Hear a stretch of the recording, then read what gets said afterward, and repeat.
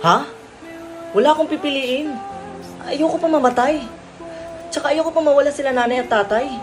Anong klaseng pagpipilian yan?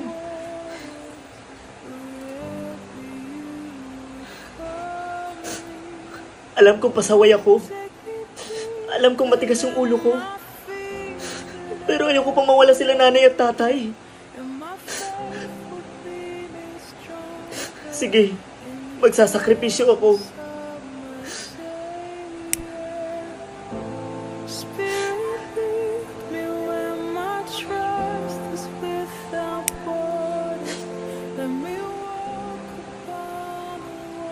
Oh anak, nandiyan ka na pala. Hi Nay, hi Tay. Mano po?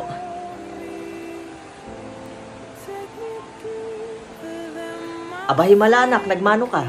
Oo nga anak, nakakapagtaka. Nay, Tay. Alam ko pong hindi ko pa po nasasabi to sa inyo.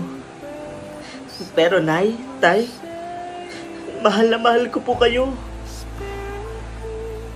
Nay, naalala niyo pa po ba?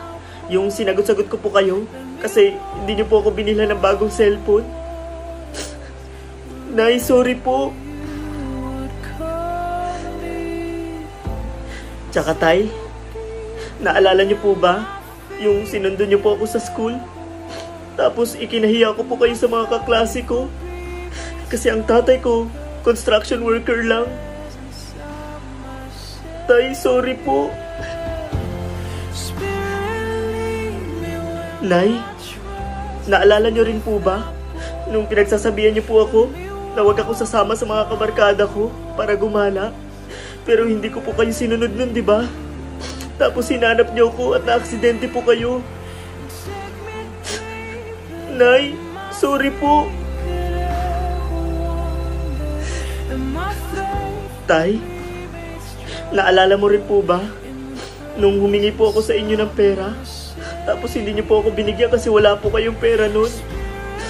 Tapos sinabihan ko po kayo na wala po kayong kwentang tatay at sana namatay na lang po kayo. Tay, sorry po.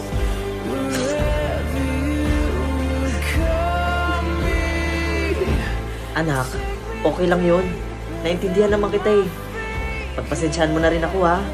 Kung mahirap lang ang tatay. Sana mapatawad niyo ako, Nay, Tay. Sorry po talaga.